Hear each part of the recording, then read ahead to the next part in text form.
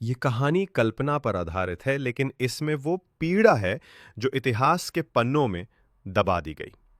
अगर आप अकेले हैं तो इसे रात में ना पढ़ें या सुनें। पिछले भाग में आर्या और राघव चित्तौड़गढ़ के किले में पद्मिनी की आत्मा का सामना करते हैं। राघव मारा जाता है और आर्या का शरीर आत्मा के नियंत्रण में चला जाता है। अब कहानी वहीं से आगे बढ़ती है। अधूरी चिता की राख। धुंध छाई हुई है। बादलों की गड़गड़ाहट किले की दीवारों से टकरा रही है।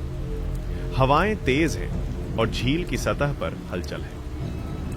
कभी आग में जली थी वो रानी, लेकिन अब वो राख से उठी है। चित्तौड़ की हवाओं में अब केवल वीरता नहीं, एक आत्मा की अधूरी तड़प भी है। कट्टू प्रिया एक पत्रकार 28 साल की।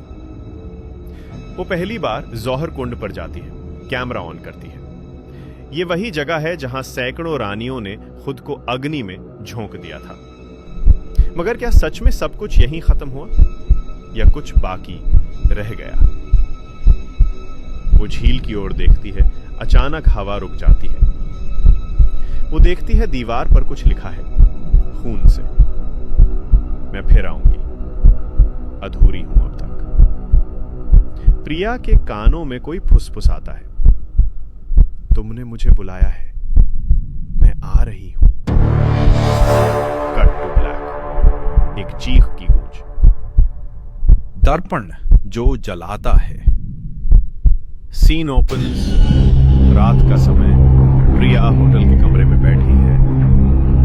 कमरे में अजीब सी ठंड है, जबकि एसी बंद है। खिड़की हिलती है पर हवा नहीं चल रही। बिस्तर पर उसके नोट्स बिखरे हैं।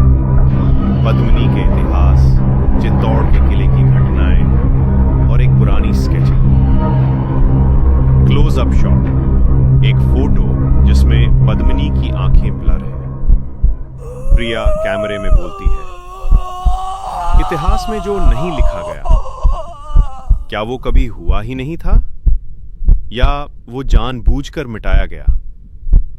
तभी अलमारी के पास कुछ गिरने की आवाज आती है। वो जाकर देखती है, एक पुराना धातु का दर्पण फर्श पर पड़ा है, धूल से ढका हुआ। Scene builds tension. प्रिया उसे उठाती है। जैसे ही वो दर्पण में देखती है, उसका चेहरा धीरे धीरे जला हुआ दिखने लगता है। वो पीछे हटती है, लेकिन फिर देखती है कि दर्पण में कोई और औरत खड़ी है। उसका चेहरा आधा झुलसा हुआ, आंखें सफेद और सिर पर रानी जैसी चुनरी। दर्पण की परछाई। तू मुझे ढूंढ रही है या मैं तुझ में समा रही हूं? अचानक कमरे की लाइट बंद हो जाती है। दर्पण अपने आप कांपता है और दीवारों पर आग की लपटों जैसी छाया दौड़ने लगती है। प्रिया गिरती है। दर्पण टूट जाता है और उसमें से एक आवाज आती है, मुझे पूरा कर, वरना मैं तुझे अधूरा कर दूंगा।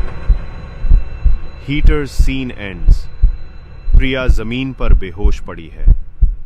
उसके होंठों से राख की लकीर बह रही है। महल के पीछे की औरत। जैसे जैसे रात गहराती है, आत्मा अब परछाई नहीं रही, अब वो सामने आने लगी है। अगली सुबह। किले की दीवार के पास हल्की धुंध। प्रिया अकेली जागती है। उसके होठों पर राख है, आंखों के नीचे काले घेरे। कैमरा ऑन है, लेकिन उसका चेहरा थका हुआ है। प्रिया कैमरे में। कल रात कुछ मेरे भीतर उतर गया था, लेकिन जो मैंने देखा वो कोई सपना नहीं था। वो जली हुई आंखें मुझे जानती थी। फ्लैशबैक। रात। प्रिया को नींद में चलने जैसा महसूस होता है। वो होटल से बाहर निकलती है, किले की पिछली दीवार की तरफ जाती है। हवा बिल्कुल बंद है, लेकिन दूर से एक औरत की साड़ी उड़ती दिखती है। एक परछाई चल रही है, बिना पैर के। ध्वनि, घुंघरुओं की आवाज, फिर अचानक रुक जाती है।